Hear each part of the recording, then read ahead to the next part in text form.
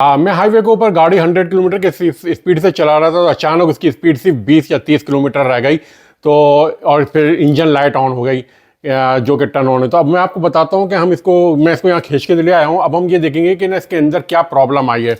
तो जब हमारे पास कोई प्रॉब्लम आती है तो हम आमतौर पे OBD2 से जो है ना ये चीज़ मालूम कर सकते हैं। मेरे पास ये 2 OBD2 हैं, ये 2 मीटर हैं। तो ये मुझे जो है ना इंजन का फॉल्ट बताएंगे। तो ये थोड़ा एडवांस लेवल का है, मैं आपको अभी ये नहीं बता रहा। मैं आपको एक बेसिक बिल्कुल इससे जो है ना हम चेक करेंगे कि इसके अंदर इंजन में क्या प्रॉब्लम है। तो इसके लिए जो है ना ये देखें, आपको ये इसका इलेक्ट्रिकल कनेक्शन का जो है ना ये कनेक्टर होता है, जो कि मुझे हुकअप करना है। और ये हुकअप कहाँ होगा? ये गाड़ी के अंदर, हर गाड़ी के अंदर अलग अलग होता है, किसी का कहीं कहीं होता है।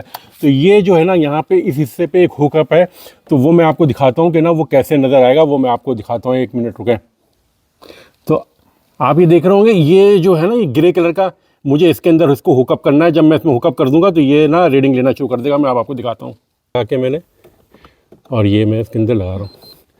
ये देख रहे हैं आप, ये अब इसको आप देखें, इसके ऊपर इसने रीडिंग लेने के लिए ना रीड का निशान आना शुरू हो गया है। तो इसने रीडिंग करना शुरू कर दी है।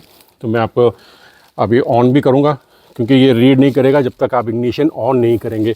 गाड़ी को स्टार्ट नहीं करना है आपको, सिर्फ इग्निशन ऑन करना है ताकि ये रीड कर सके।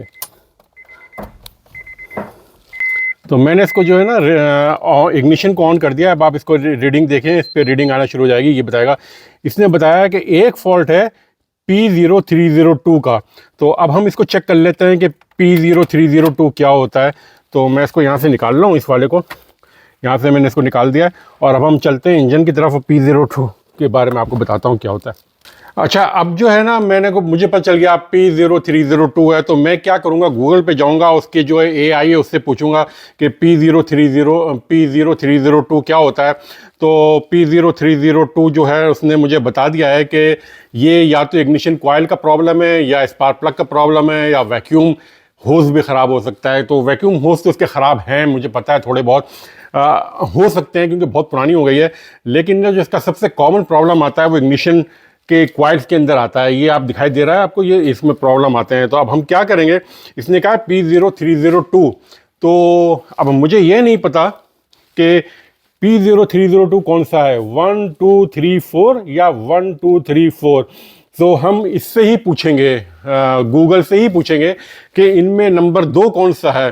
तो जब मैं इससे पूछूंगा कि इसमें नंबर 2 कौन सा है, तो ये मुझे बता रहा है कि जब आप इंजन के सामने खड़े होंगे तो आपके right side, left to right 2 number जो है ये पड़ेगा इस तरफ। तो ये नंबर 2 है, 1 2 3 4। तो ये नंबर 2 है। तो अब हम क्या करेंगे, हम इसको चेंज कर लेंगे। तो अब हम ना इसको निकालते हैं। मैं आपको निकालने का तरीका, ये वायर निकालने का मैंने आपको पूरा तरीका बताया हुआ है ऑलरेडी। तो मैं इसको यहाँ से बाहर निकाल रहा हूँ, इसको यहाँ से, ये कि इसको हम कैसे निकालते हैं। ये यहाँ से निकाल के मैं इसको यहाँ से पुश करूँगा पीछे की तरफ, ये,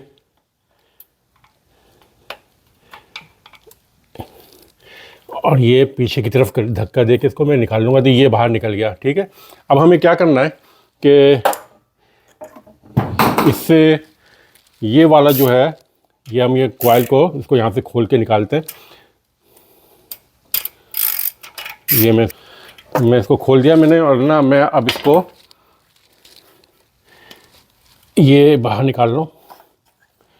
तो इस कॉइल के बारे में अंदाज़ा ये हुआ है कि ये ख़राब है, इसने ये कहा है। लेकिन ना जब ये इसने कहा है कि कॉइल ख़राब है, तो इसने ना हमको इसके अंदर स्पार्क प्लग को भी चेक करना है कि कहीं ऐसा ना हो कि स्पार्क प्लग भी ख़राब हो। तो स्पार्क प्लग को मुझे अंदाज़ा है कि ना स्पार्क प्लग सही है, लेकिन मैं इसके बावजूद जो ना स्पार्क प्लग को ना खोलता हूँ। और मैंने आपको एक बात बताई थी स्पार्क प्लग के बारे में कि स्पार्क प्लग जो है ना हमेशा स्पार्क प्लग सॉकेट से निकाला जाता है, क्योंकि इससे निकालने से ये टूटेगा नहीं। वरना होता यह है कि बाज़ औक़ात जो है